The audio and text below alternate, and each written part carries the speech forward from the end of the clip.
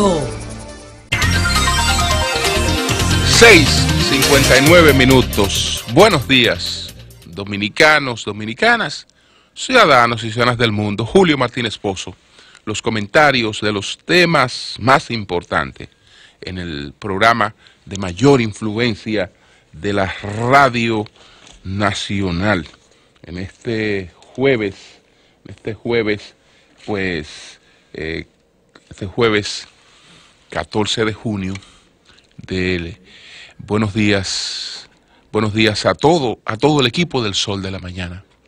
Buenos días María Elena Núñez, Víctor Gómez Casanova, Oli Matos, Anibel Carrosario, Pablo Maquine. Buenos días a Eury Cabral, José La Luz, Melton Pineda, Don Amaury Saibar, a nuestros colegas de 5 a 7 de la mañana. Buenos días Humberto Paniagua, Andrés Martínez, Yuri Rodríguez. Buenos días a Luis Ramírez, a Daris Terrero, Joselito Félix.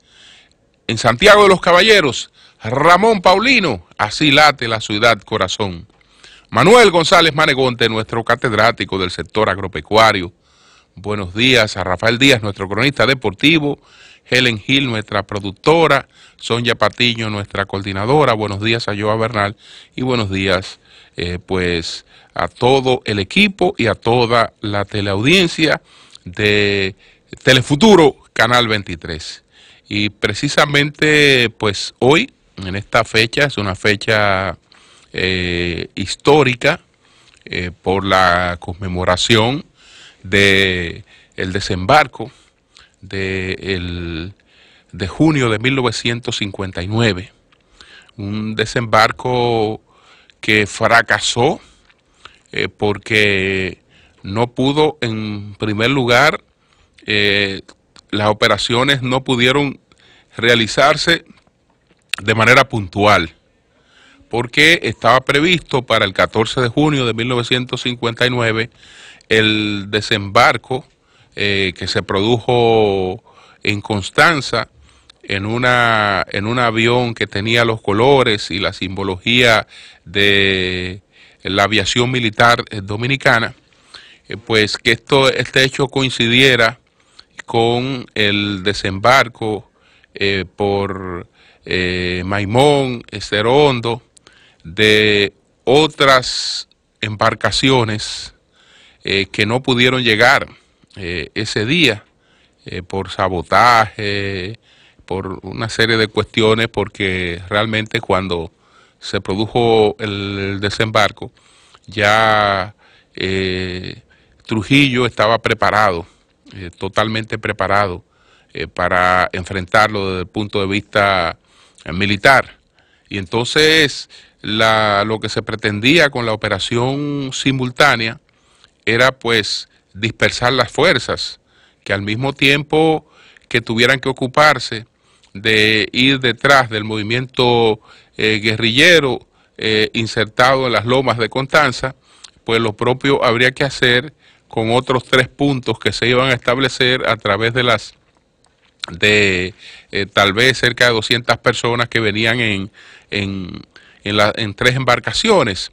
Entonces, como las embarcaciones dilataron, llegó la expedición del 14 de junio de 1959, comandada por Enrique Jiménez Moya, y ahí vino el comandante Delio Ochoa, que todavía está vivo y ha sido objeto de reconocimientos y homenajes muy merecidos a lo largo de su vida en este país. Se enfrentó la expedición de Constanza y después los otros frentes sin mayores dificultades, y realmente lo que hubo fue una masacre que aparentemente consolidó el régimen y dejó claramente establecido que de esa forma no iba a ser derrocado Trujillo, aunque también ustedes saben que las cosas tienen siempre un doble efecto. Nada es totalmente positivo o nada es totalmente negativo. Así como el régimen reafirmó una victoria militar, pues en el sentimiento de la gente pues también prende la idea de que hay resistencia, de que no hay resignación, de que el régimen pues tiene gente con coraje y en disposición de enfrentarla, y saben las dictaduras que ese mensaje es un mensaje realmente que produce sus efectos. Y después en este movimiento pues inspiró el doctor Manuel Aurelio Tavares Justo su partido, el partido que creó el 14 de junio, inspirado en esta gesta histórica. Desde los inicios de la tiranía trujillista hubo pues intentos expedicionarios. Creo que el primero de esos intentos expedicionarios lo encabezaría, que después se frustró ese intento expedicionario, pero fue a los inicios de la tiranía, lo encabezaría el vicepresidente, bueno, es presidente porque fue presidente provisional después de haber encabezado el golpe de Estado contra el presidente Horacio Vázquez, después de haber sido el líder de la revolución del 23 de febrero de 1930, que Tomás Hernández Franco la llamó como la revolución más hermosa de América. Entonces creo que fue precisamente Rafael Estrella Ureña el primero en intentar un movimiento expedicionario contra Trujillo en los inicios de su dictadura, pero después esto pues se frustró. Él, después de haber querido venir pues en guerra, aceptó posteriormente un acuerdo con Trujillo para regresar a la República Dominicana bajo garantías de seguridad para él y su familia. Él regresó, fue apresado, fue juzgado, pero después también resultó supuestamente, entre comillas, resultó perdonado. Y Trujillo le ofreció la presidencia de la Suprema Corte de Justicia. Él no la aceptó, pero sí aceptó ser miembro de la Suprema Corte de Justicia. Rafael Estrella Ureña, que había sido la persona que pretendió ser el sustituto político de Horacio Vázquez y realmente articuló la trama contra Horacio Vázquez, pretendiendo que el apoyo de Trujillo era solo el de un hombre de fuerza que tendría a su lado para empujarle a él como intelectual a brillar como líder político. Y la verdad es que se equivocó en su proyecto político. Entonces, señores, este es un acontecimiento que siempre las nuevas generaciones han de tener presente, porque la gente que sacrifica su vida en aras de sus ideales no ha de merecer otra cosa siempre que el respeto y la admiración de la gente. El sol de la mañana, el sol de la mañana. Cuando he hablado de lo que pudiera estarse articulando contra el sistema de partidos y concentrado sobre todo en un partido, que es lo que sustenta el sistema de partido. Lo puedo tratar de explicar con la siguiente reflexión. Después que se produce la crucifixión de Jesús, está planteado que Jesús, al vivir entre los muertos después de la resurrección, pues descendió a los infiernos. Entonces, esto está planteado y hasta ahí estamos hablando de algo bíblico. Pero este aspecto bíblico, José Saramago, pues le pone también un poco de imaginación literaria, y entonces en su particular versión del Evangelio, que él establece un diálogo cuando Jesús desciende a los infiernos, se produce un diálogo en la creatividad de Saramago, repito, no en la Biblia, sino en la creatividad de Saramago, se produce un diálogo entre Jesús y el diablo. Entonces, esto es en los infiernos, cuando Jesús ha descendido a los infiernos. El diablo le propone un pacto a Jesús. Dice, tú has venido a crear el partido de Dios, y entonces yo quiero hacerte una propuesta. Yo quiero que tú trabajes para los dos, que pues trabaje para Dios promoviendo su mensaje y trabaje también para mí. Y Jesús, desde luego, rechaza de plano esa propuesta que le está haciendo Saramago. No, yo no he venido a trabajar para el demonio, yo he venido a trabajar para mi Padre y eso. Y entonces el diablo está ahí en carcajada y le dice, pero ven acá, pero es que tú no te das cuenta que donde quiera que tú vayas a fundar el partido de tu padre, está fundando el partido mío. Que el partido de tu padre no existe sin el partido mío. Entonces, más vale que tú trabajes en un acuerdo conmigo, porque de todas maneras tú estás trabajando también para mí. Ese es un diálogo que está en la novela de Saramago, y que no hace otra cosa que reflejar cómo operan los antagonismos. Por eso es que digo que un sistema de partidos no es otra cosa que un partido fuerte. Un partido fuerte, un partido a enfrentar, un partido a vencer. Ese es un sistema de partido. Porque ese partido fuerte, ese partido a vencer, genera las otras organizaciones. Puede ser de manera espontánea o puede ser de manera creada, como dije ayer que ocurrió con el COPEI.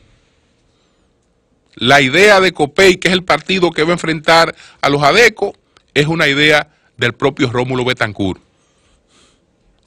por la necesidad de producir cierto equilibrio en la democracia.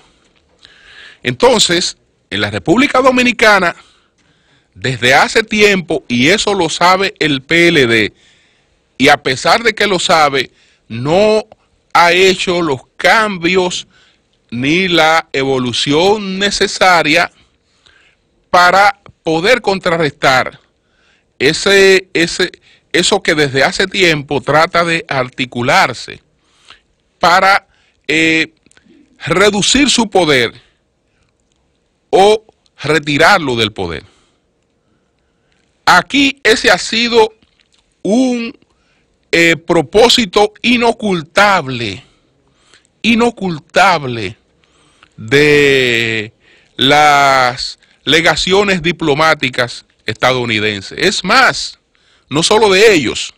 Una vez que escribí un artículo que fue muy polémico, pues expliqué lo que ocurrió aquí cuando llegó este nuevo embajador que ya no es nuevo y ya hasta se fue, que era el embajador Brewster, cuando se reúne por primera vez con un grupo de empresarios, donde habían 13 de los empresarios principales del país, y 2 de esos empresarios le hablaron de la necesidad al embajador de que ayudara a crear la fuerza que sacara del poder al PLD. Entonces, aunque ellos no lo planteen y en sus discursos se muestren siempre como gente que busca la estabilidad democrática y que actúa con imparcialidad para que sean los dominicanos los que adopten las decisiones en sus preferencias y en la de ciertos grupos económicos del país, independientemente de que esos grupos económicos se han hecho más fuertes con el PLD, independientemente de eso, pero esos grupos también recelan del poder que ha acumulado ese partido. Recelan del poder que ha acumulado ese partido. Ahora bien, tenemos que ver lo que ha ocurrido, lo que ocurrió en Venezuela, que es el espejo más cercano, después de la destrucción de Acción Democrática. Después de la destrucción, cuando no hay un partido fuerte, no hay tampoco una respuesta fuerte a ese partido. Es decir, no hay tampoco un adversario fortalecido frente a ese partido. Cuando no hay un partido fuerte, hay entonces muchas cabecitas, muchas chiripas y una sociedad que lo que tiene son 80.000 liderazgos matándose uno con otro para tratar de buscar la principalía. Si Venezuela ha tenido un problema, no es solo el que ha creado el chavismo, es también el hecho de que al quedar sin liderazgo y sin una organización fuerte, la oposición, eso está dividido en 80 cabezas que todas se sienten iguales. Al sentirse iguales no hay manera de que se pongan de acuerdo a cuál vamos a apoyar para endosar a eso, y son cabezas que se viven autodestruyendo. Si no fuera así, Venezuela dijera, bueno, aquí la persona que más lejos ha llegado tratando de buscar la presidencia se llama Enrique Capriles Radonsky. Esta es la persona que ha hecho 2 campañas, le tuvo al ganar unas elecciones a Chávez, o le estuvo muy cerca a Chávez, compitió de manera muy cercana con Maduro. Este es el liderazgo que ya hemos creado, vamos a seguirlo fortaleciendo porque con este desplazamos a Maduro. No, es como destruimos a Radonsky. Pero bueno, está sacando la cabeza a Leopoldo López, hay que destruirlo también. Y a cualquiera que saque la cabeza, donde lo que tenemos son partidos de cabecitas, ahí entonces está todo ese desastre que hay. Es decir, que no es verdad que si yo soy el partido que adverso, si yo soy el partido que le hace oposición a ese partido, me termino beneficiando de que se propicie un descalabro del sistema político a través de descalabrar ese partido. No obstante, las responsabilidades son compartidas, porque a ti te destruyen si tú te dejas destruir, a ti te destruyen también si tú vas dejando intacto los motivos para armar una conspiración en tu contra. El Partido de Liberación Dominicana es un partido que ha aprendido el juego del poder y que sabe que Estados Unidos, independientemente de todo, tiene que respetar las reglas del juego. Y las reglas del juego son que hay elecciones y el que tenga la mejor posibilidad de ganar esas elecciones, la gana y punto. Y con ese güey es que hay que arar, porque lo otro es peor para los propios intereses estadounidenses. Entonces, en consecuencia, también ese partido le corresponde dar la respuesta que de hace tiempo no quiere dar. No quiere dar. Cuando aquí una persona fue a presentar un recurso para tratar de que el párrafo provisional o transitorio se considera inconstitucional, todos sabemos que la Embajada de Estados Unidos escribió un comunicado para hacer una advertencia sobre ese tema. Como eso se retiró en ese momento, el comunicado no salió, sino que posteriormente ellos hicieron una publicación, pero no con la contundencia del comunicado que tenían. Lo que quiere decir que son opuestos abiertamente a esa posibilidad. Es decir, han dicho, miren, no queremos, claramente, no queremos la continuación de Danilo Medina. Solo han dicho, eso se reflejó en eso, en lo que se supo y en lo que no se supo. Pero lo que ocurre ahora, cuando Leonel Fernández da una demostración de que va para la calle, que nadie ni nadie lo detiene, que esto que lo otro, etcétera, cuando sale y da esta demostración de fin de semana. Bueno, este es el momento de entonces sacarlo de Félix, que como demostró ayer muy bien en ese palo del Sol de la Mañana, esa no era una medida reciente. Lo único reciente fue el darla a conocer. Pero el último de sus familiares que perdió la visa lo hizo en 2017. Es decir, entre 2016 y 2017 se habían adoptado todas las medidas contra Félix Bautista y sus familiares. Lo único es que se esperaba el momento en que eso golpeara políticamente. Y bueno, se cogió el momento. Se cogió el momento y ahí están dadas las cosas. Que por eso a veces es buena la otra estrategia. A mí que nadie me hable de dejar cualquier cosa que tenga que ver conmigo para cuando el otro le dé la voluntad de darlo a conocer. No, si usted sabe que eso ha pasado, estaba en el deber de darlo a conocer y punto. Y más siendo un hombre público. No, usted tenía que haber dado a conocer eso.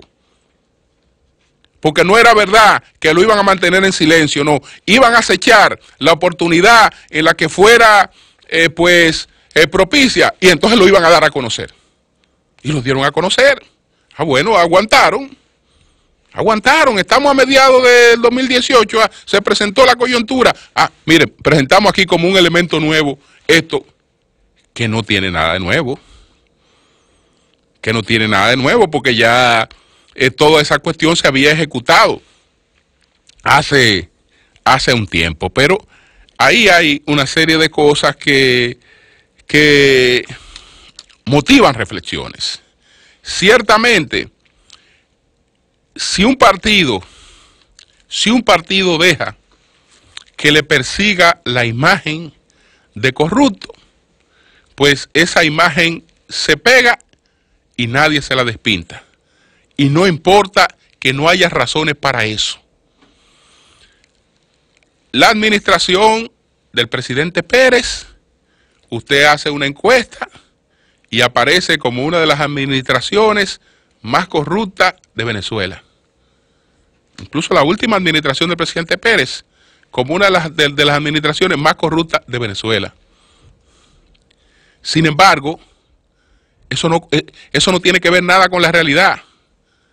Después del derrocamiento del presidente Pérez, después de su salida del poder, no hubo ningún expediente contra ninguno de los funcionarios de Pérez.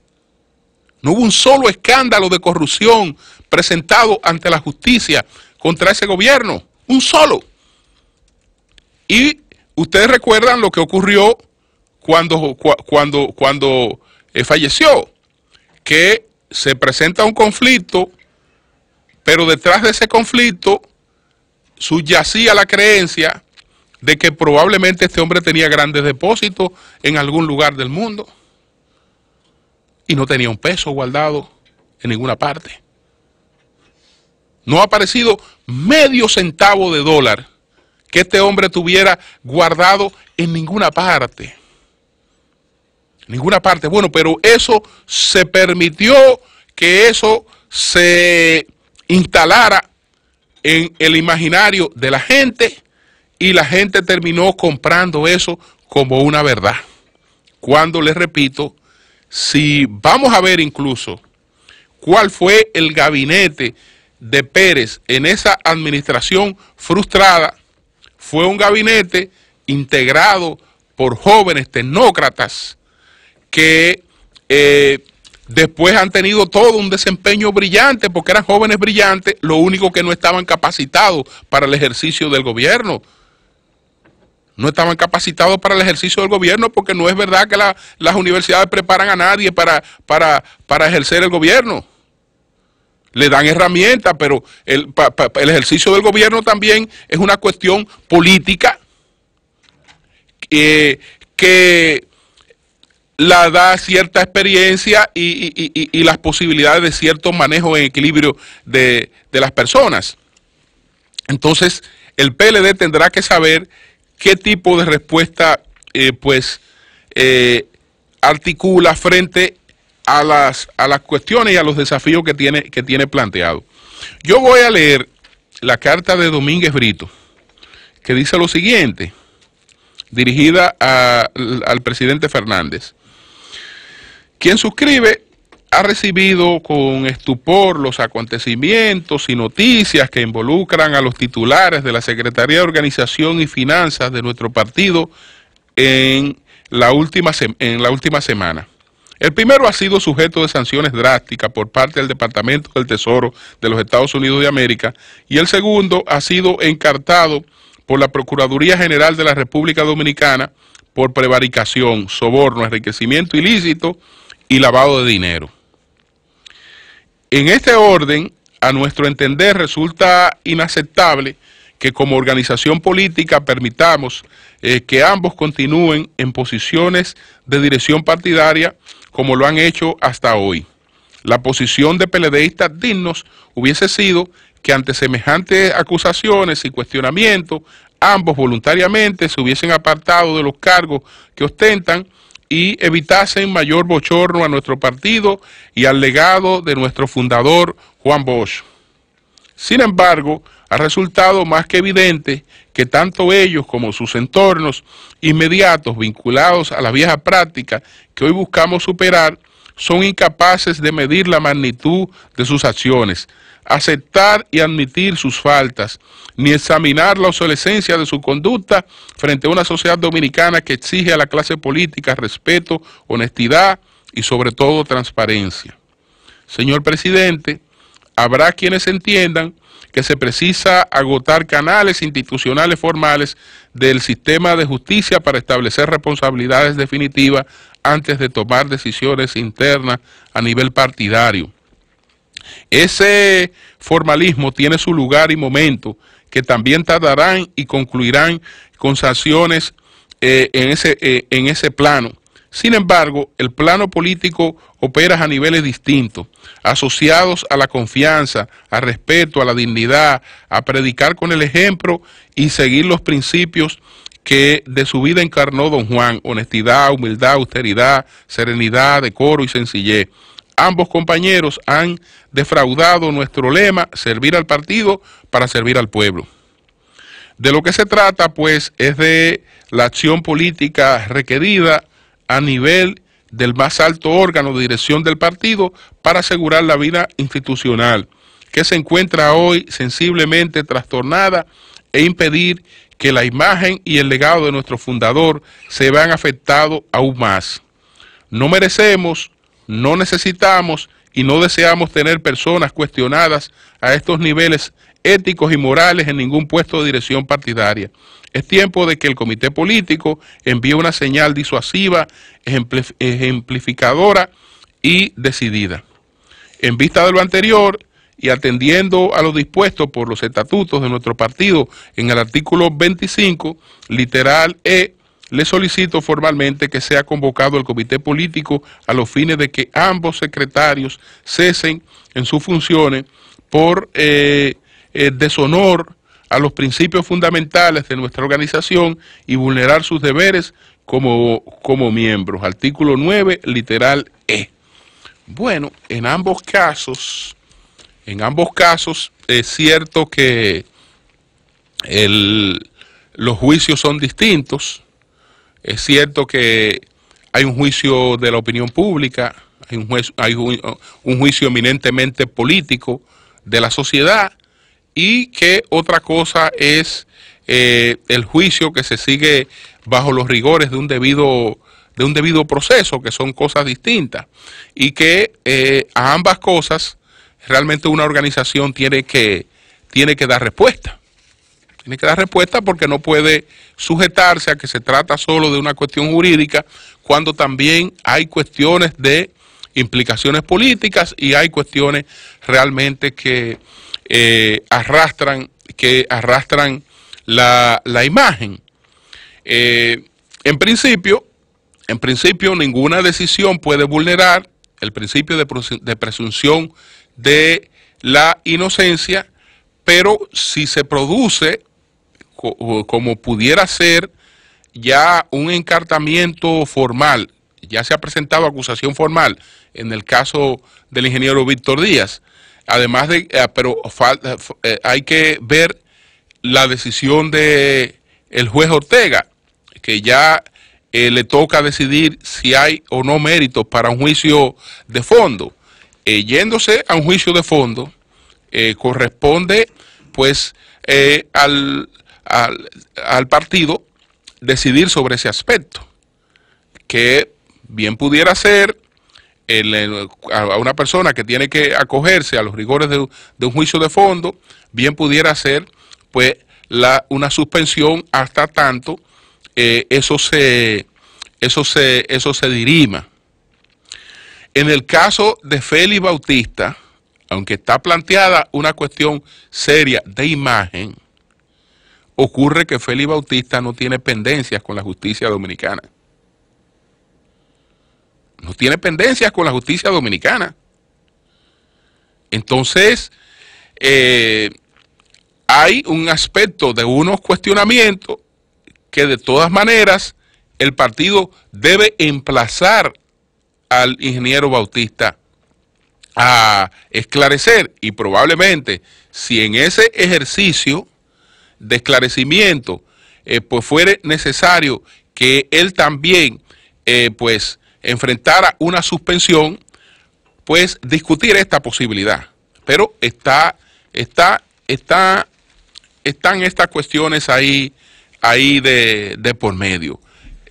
Van a haber lecturas distintas de la carta de Domínguez Brito, lecturas distintas, pero políticamente no es mala para el PLD.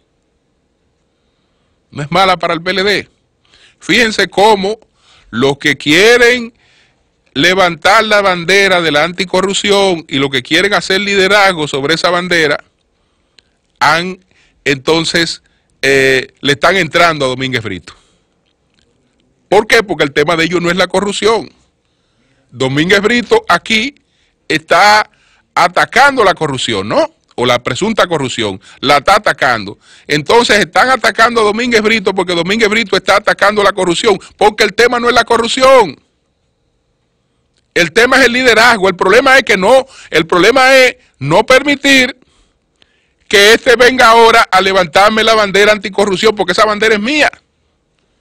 Y no es por justicia, no. Es por desplazar a esta gente para ser nosotros los que gobernemos.